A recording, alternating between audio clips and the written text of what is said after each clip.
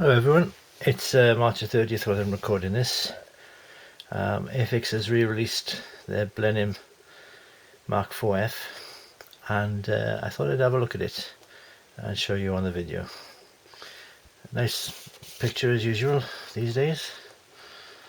Sort of states the obvious, you can see what it looks like. Two options, I'll show those later. And into detail, there's a nice sprue full of, a bag full of sprues. The clear parts in a separate sprue, which is a good idea. A separate bag, I mean. I'm saying sprue, it's a habit. Try and get rid of it. Right, we start with the instructions. First we'll look at the decals. Not as many decals as I thought you'd be for this size model, and they're good quality, probably cartograph. I think they're the ones that Airfix use these days. Got some common decals there for, but they won't show up on the black version. I'd have thought it'd be like white equivalents of that, but perhaps they are there. Yeah, actually, you can probably see them there. They're probably, can't see there really. I think there's probably those in white.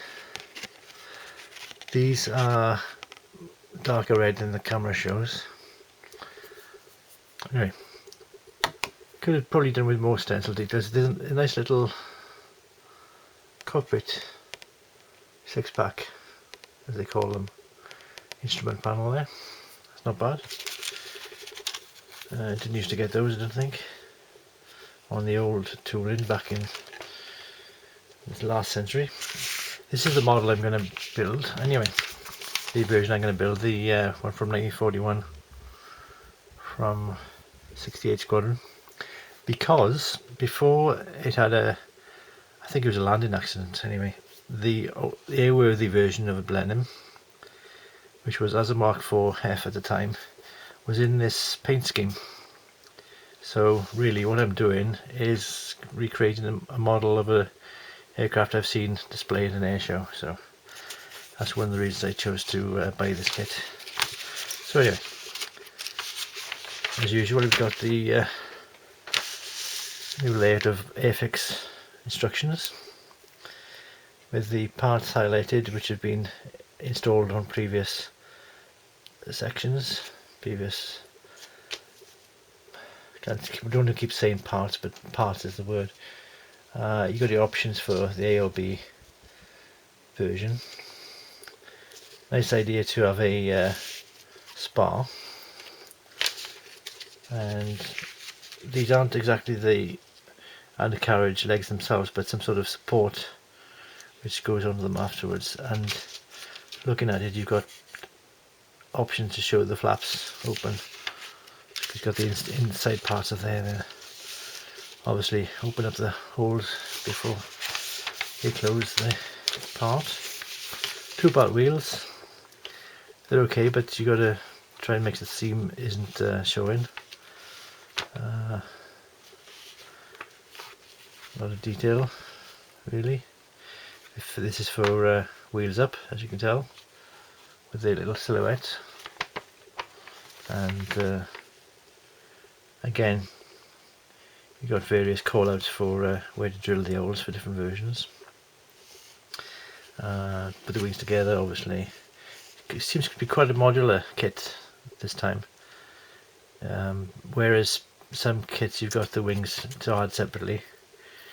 You've got the wings as one part, and then the back fuselage and the forward fuselage to add afterwards, which I think is possibly because Airfix knew they were going to put out different versions of this, because there's the Mark I Blenheim as well with a shorter nose, and then you got you building up the front nose of the Mk.IV.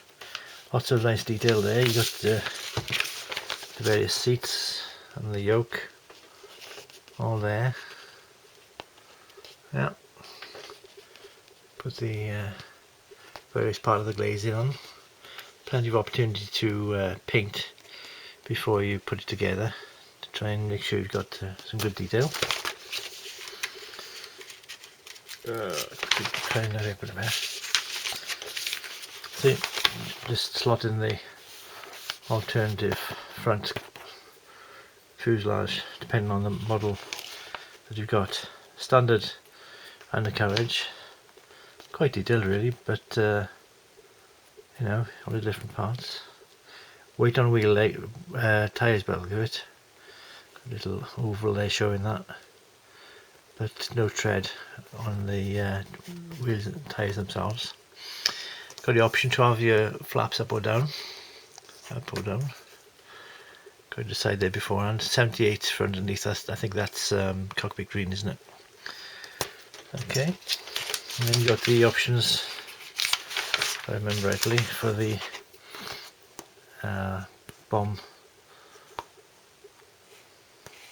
bay or the gun pack, which on the Mk.IV you have the gun pack where the bomb bay is, and this is a nightfighter, and you have the bomb bay and you have the bombs on the outside for the one of the versions anyway. Quite detailed engines. I'm not sure why they need to be showing this 4 times here, because it should be just ×4, isn't it? I mean, make one diagram clearer and just say times 2, because it's 2 engines. Plenty of detail in the engine. Pretty happy with that. Plonk the engines on the end. Various different parts. I'm not sure what they are, but put them on at different stages. And voila, you've got the final kit. What it's interesting, you've got the I think there's some sort of counterweight or something, kind of balances on the something to do with the boss or central part of the propeller head there. Not sure what it is, but it's nice to have it as a separate part because it does show up in real life. Now I'm not sure why there's bits, it looks as if there's bits of plastic sticking down here to be cut off, but it seems awfully complicated. I'll have to have a look at the actual part later on. It seems as if the central gun turret could go up and down, because you've got the lower version of it there, or raised, probably lower for takeoff and landing. And you got the Coastal Command version with the early 1940 black and white, like you got in the Spitfires and Hurricanes in those days. Then later in the war, 1941, you got the Nightfighter version, which, as I said, I'm going to make. Oh yeah, that's the instructions. Now for the important part, or parts. First time I've cut this open.